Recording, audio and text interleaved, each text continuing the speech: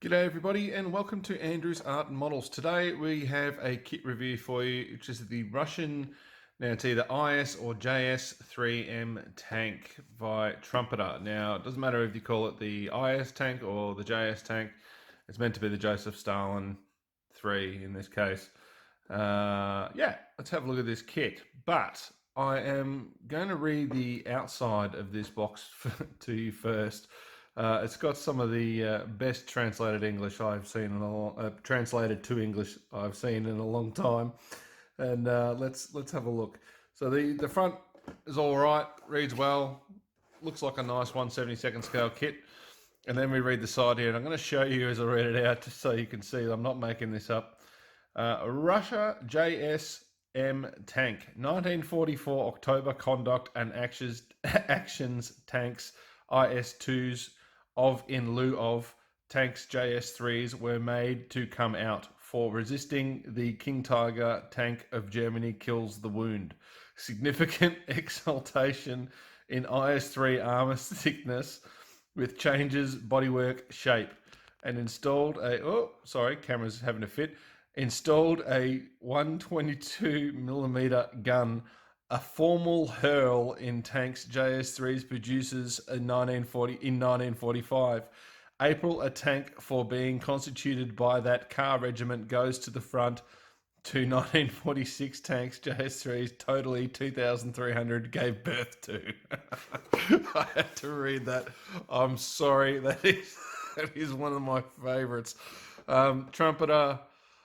Look, I know you make these kits on a schedule. You've got to produce them in a certain time frame, get the demo model built in a certain time frame, pump them out in a certain time frame, all that sort of stuff. But you really need to be doing better than that. I'm sure that there are people that could help you in China with a better translation to whatever it was you were trying to say there. And definitely, they did better on here. They did better in the instructions, although the instructions have quite a few interesting ones as well. But I'm not going to pick on that. Main thing not anymore, rather.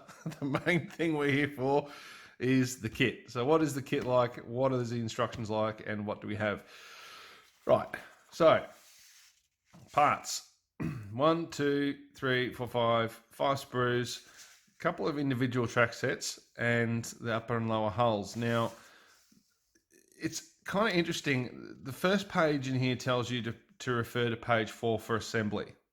And you're sort of like, okay, why don't we just start and continue on with that? But that's all right. That is what it is.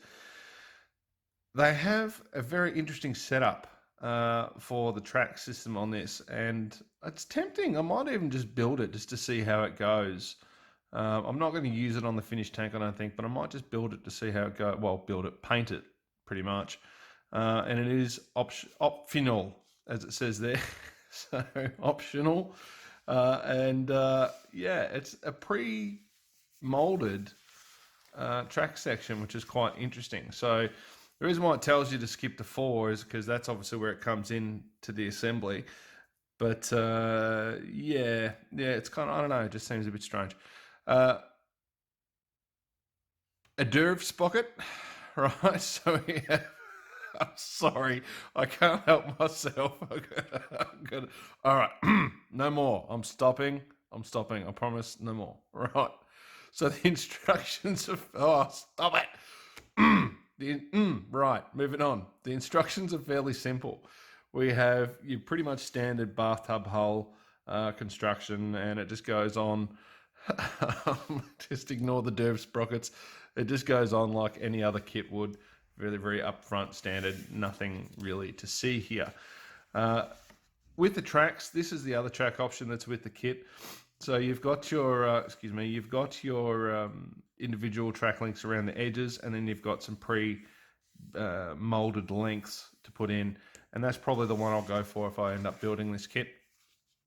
Fuel tanks on the back is what it is, and we've got, for the sides, and then we've got a few other bits and pieces for the hull and the rear. So it's not a complicated build. It's a fairly simple build, and you should get through it in a matter of minutes. It's not going to take long at all. Some spare track links for the back.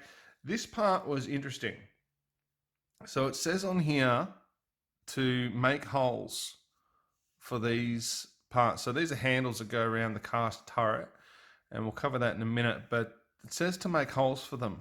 Now, it's actually already molded into the kit. So I wonder if that's a change they made sometime during the construction and went, oh no, we're going to pre-put them in. Also tells you you need to cut the bits of wire, and they come pre-cut, which is nice to see. It's a bit of a relief there, so you don't have to worry about getting the lengths all the same and so on and so forth. Installation and assembly is all very straightforward, and there we go. Painting and marking guide. You've just got there's an olive drab scheme and there's a middle stone scheme. So 2 options for the tank there. Doesn't give you much history on them. And then there's a couple of blank pages at the back. Right, so let's have a look at the kit. And we're going to start off with the tracks. So, the track sprues,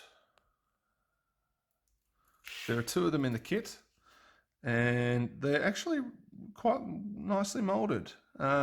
With the sections like this, I really think that's a nice in between, especially in this scale and 1/72 scale. Imagine doing all those little individual track links. It'd be like doing a Panzer 1 and 135. You'd go crazy. And yes, I've done a Panzer 1 and 135, and I did go crazy. That's why I now do kit reviews. But the pre-molded sections like this is actually quite a nice compromise, I think. And you see it more and more. I know there are Revel tanks that have it and so on and so forth. So it's good to see it. With the individual track links over the ends of the curve, the dry sprocket and the idler wheel, which is nice. Now, they're reasonably well molded. Both sprues are well molded, and you'd expect them to be identical, and they are. So very, very simple, straightforward, very little flash. Mold seams are minimal. They're done quite nicely. And let's move to the rather unusual part of this kit. And these are the pre-molded ones. So this is a single piece as far as I can tell. It doesn't look like it's been assembled at all. I'm pretty certain that that is a single mold piece. And you can see they've got the gates on the top there where they've cut them off. The molding is okay. The detail's fine. There's some mold lines and a bit of flash in here, which is going to be hard to clean up. But I actually think it would actually come up quite well. It's not too bad. It's a little on the fragile side, but that's to be expected. It is 1/72 scale after all. And you can see there, usual culprits. But overall, pretty interesting. And I might paint, as I said, I might paint these up just as an experiment, see how they go. But it's a new one on me, and I think that's actually a really good solution, especially for younger modelers. It does say, not for modelers under the age of 14. I'm sure there are plenty of kids under the age of 14 that'd be able to put this together if they've built a few model kits before. They shouldn't have too much trouble with this one. But yeah, so those are quite interesting. I like the idea of those.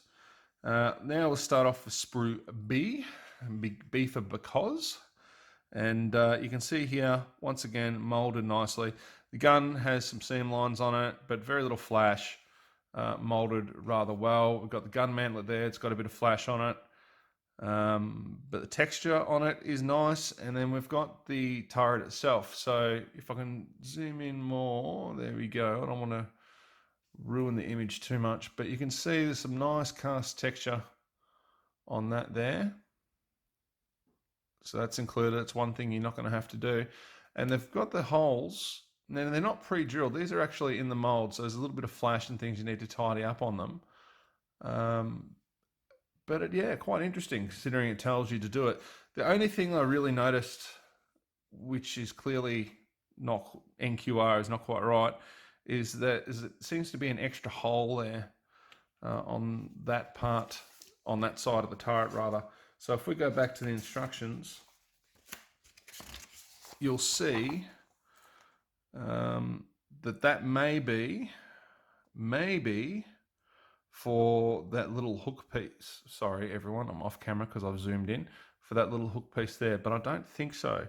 I think that's the slot that you'll see there. So what that extra little hole is doing there, I am not sure, but just be If you can't find a piece that's meant to go there, just remember to fill it. And we'll move on to the last sprues. And then we'll have a look at the hull. So these are the A sprues. And we'll just zoom in on these so you can see them. So once again, identical sprues. Detail is nice, a little bit of flash, a little bit of seam lines. The road wheels, I think, are quite good for a kit of this scale. I mean, granted, it's a big tank, it's a heavy tank, but and a bit larger than you'd see on a smaller tank, maybe, unless it's a T34 or something like that. But yeah, detail's nice. I really like them. Really like them. So a few mold lines once again, a little bit of cleanup to do, but nothing too drastic. Now let's have a look at these. So these are the pre-cut holes, and if we have a look at the back of the turret, I mean those holes don't come through the back of the turret there, so we will have to trim these down, but it's easier to trim off a bit of length than it is to be bending the whole thing. So thank you, Trumpeter, for including those. I quite like those. And bottom hull is next. So let's have a look at the bottom hull. Very simple. A little bit untidy on the underside of the guard there, but that's neither here nor there. It's not going to be seen, and you probably, if you're anything like me, you'll put pigments or mud or something up there anyway. But mold detail is quite nice. Injection pin marks on the top, but they're easy enough to get rid of and tidy up. And nice to see a manufacturer who puts their little stamps inside places where you're not going to see them. There's nothing more frustrating than having that on the outside of a tank or an aircraft or something like that. I don't know why they insist on doing that. You used to see it a lot on older kits, but you still see it occasionally on newer ones, and you just sort of bang your head against the wall and say, are you listening to anybody out there? Do you hear what we have to say? Please stop doing that. It's not too hard. So you can see a little bit of grime on there. Now, I don't know if that's from the mold or what, but I'm going to give it a reasonable wash before we put this together. Just a bit of a wash in soapy water just to make sure I don't get any issues with paint. But molding on detail is quite nice. So it's quite good. Overall, it's a fairly simple build, but it looks good. Last, but by no means least, we have the decals, aluminum, whatever you want to say. Nicely printed. Yeah, I wouldn't say they're on the thick side.